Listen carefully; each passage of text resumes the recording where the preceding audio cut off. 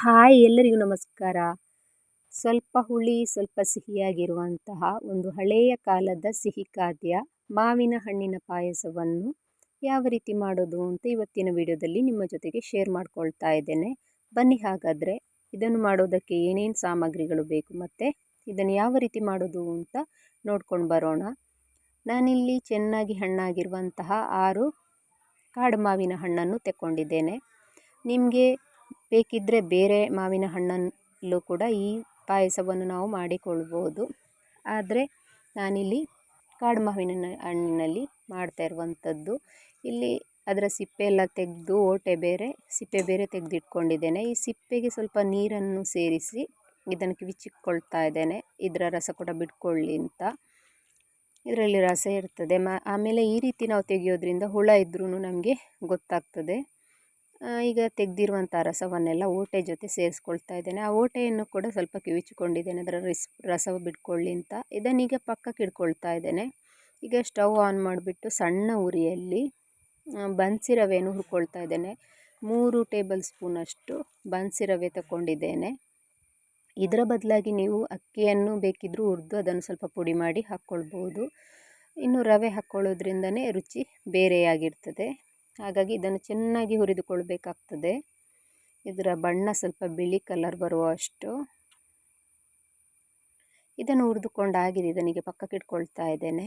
ಇಲ್ಲಿ ಕಿವಿಚಿಟ್ಕೊಂಡಿರುವಂತಹ ಮಾವಿನ ಹಣ್ಣನ್ನು ಬೇಯಿಸಿಕೊಳ್ತಾ ಇದ್ದೇನೆ. ಇದನ್ನು ಸಣ್ಣ ಉರಿಯಲ್ಲಿ ಬೇಯಿಸ್ಕೊಳ್ಬೇಕಿಲ್ಲ ಅಂದರೆ ಬೇಗ ತಳ ಹಿಡಿದೋಗ್ತದೆ. ಹಾಗಾಗಿ ಈಗ ಇದು ಬೆಂದ ನಂತರ ಇದಕ್ಕೀಗ ಹುರಿದಿಟ್ಕೊಂಡಿರುವಂತಹ ರವೆಯನ್ನು ಹಾಕ್ಕೊಳ್ತಾ ಇದ್ದೇನೆ. ನಿಮಗೆ ಪಾಯಸ ತುಂಬ ದಪ್ಪ ಬೇಕು ಅಂತ ಅನಿಸಿದರೆ ಸ್ವಲ್ಪ ಜಾಸ್ತಿ ರವೆಯನ್ನು ಹಾಕ್ಕೊಳ್ಬೋದು.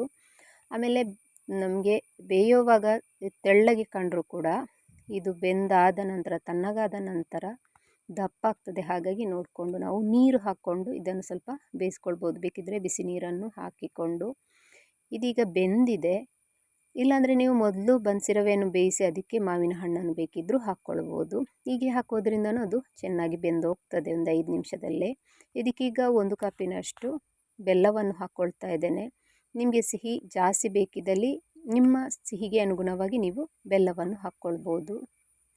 ಮಾವಿನ ಹಣ್ಣು ಸಿಹಿಯಾಗಿದ್ದರೆ ಜಾಸ್ತಿ ಬೆಲ್ಲ ಹಿಡಿಸೋದಿಲ್ಲ, ಹುಳಿಯಾಗಿದ್ದರೆ ಸ್ವಲ್ಪ ಜಾಸ್ತಿ ಬೆಲ್ಲ ಹಿಡಿಸ್ತದೆ.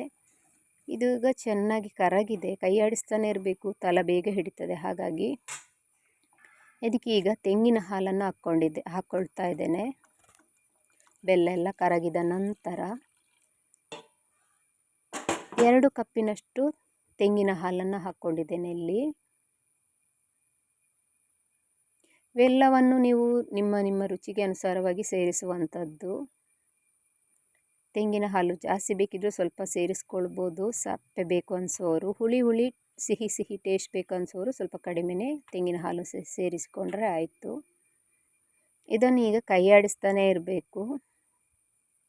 ಈಗ ಬೇಕಿದ್ದರೆ ನಾವು ಸ್ವಲ್ಪ ಜಾಸ್ತಿ ಉರಿಯನ್ನು ಇಟ್ಕೊಂಡು ಕುದಿಸಿಕೊಳ್ಬೋದು. ಇದಕ್ಕೀಗ 1 ಚಿಟಿಕೆಯಷ್ಟು ಉಪ್ಪನ್ನು ಹಾಕ್ಕೊಳ್ತಾ ಇದ್ದೇನೆ. ಇನ್ನು ಈ ಪಾಯಸವನ್ನು ಮಾಡೋದಕ್ಕೆ ಕಾಡು ಮಾವಿನ ಹಣ್ಣೇ ಬೇಕಾಗಿಲ್ಲ, ಬೇರೆ ಮಾವಿನ ಹಣ್ಣಿನಲ್ಲಿ ಕೂಡ ಮಾಡ್ಕೊಳ್ಬೋದು.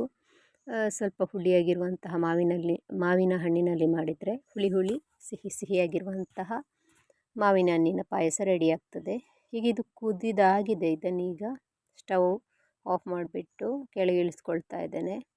ಈಗ ಪುನಃ ಸ್ಟವ್ ಆನ್ ಮಾಡಿಬಿಟ್ಟು ಸ್ವಲ್ಪ ತುಪ್ಪವನ್ನು ಕಾಯೋದಕ್ಕೆ ಇಟ್ಕೊಂಡಿದ್ದೇನೆ. ಇದಕ್ಕೀಗ ಸ್ವಲ್ಪ ಗೋಡಂಬಿ ಹಾಗೆಯೇ ಸ್ವಲ್ಪ ಏಲಕ್ಕಿಯನ್ನು ಹಾಕ್ಕೊಂಡಿದ್ದೇನೆ. ದ್ರಾಕ್ಷಿ ಹಾಕ್ಕೊಂಡಿಲ್ಲ, ಯಾಕಂದರೆ ಪಾಯಸ ಸ್ವಲ್ಪ ಹುಳಿ ಟೇಸ್ಟ್ ಇರ್ತದಲ್ಲ. ಹಾಗಾಗಿ ಇದನ್ನೀಗ ಕುದಿಸಿಟ್ಕೊಂಡಿರುವಂತಹ ಪಾಯಸಕ್ಕೆ ಹಾಕಿಕೊಂಡ್ರೆ ರುಚಿಯಾಗಿರುವಂತಹ ಸ್ವಲ್ಪ ಸಿಹಿ ಸ್ವಲ್ಪ ಹುಳಿಯಾಗಿರುವಂತಹ ಮಾವಿನ ಹಣ್ಣಿನ ಪಾಯಸ ರೆಡಿಯಾಗಿದೆ. ಇದನ್ನು ಸ್ವಲ್ಪ ಬಿಸಿ ಇರುವಾಗಲೇ ಕುಡಿತಾ ಇದ್ದರೆ ಕುಡಿದದೇ ಗೊತ್ತಾಗೋದಿಲ್ಲ, ಬೇಗನೆ ಖಾಲಿಯಾಗಿ ಹೋಗ್ತದೆ. ಹಾಗೆಯೇ ಹೊಟ್ಟೆ ತುಂಬಿದ ಅನುಭವ ಕೂಡ ಆಗೋದಿಲ್ಲ, ಯಾಕಂದರೆ ಇದು ಸ್ವಲ್ಪ ಹುಳಿ ಟೇಸ್ಟ್ ಇರ್ತದಲ್ಲ. ಹಾಗಾಗಿ ಇನ್ನು ಈ ವಿಡಿಯೋ ನಿಮಗೆ ಇಷ್ಟ ಆದರೆ ಪ್ಲೀಸ್ ಲೈಕ್ ಮಾಡಿ, ಶೇರ್ ಮಾಡಿ, ಕಮೆಂಟ್ ಮಾಡಿ. ಹಾಗೆಯೇ ನೀವಿನ್ನೂ ಈ ಚಾನಲ್ಗೆ ಹೊಸಬರಾಗಿದ್ದಲ್ಲಿ ಪ್ಲೀಸ್ ಸಬ್ಸ್ಕ್ರೈಬ್ ಮಾಡಿಕೊಂಡು ವೀಡಿಯೋಸ್ನ ನೋಡಿ. ಹಾಗೆಯೇ ಈ ರೆಸಿಪಿನ ಒಮ್ಮೆ ತಪ್ಪದೆ ನಿಮ್ಮ ಮನೇಲಿ ಟ್ರೈ ಮಾಡಿ.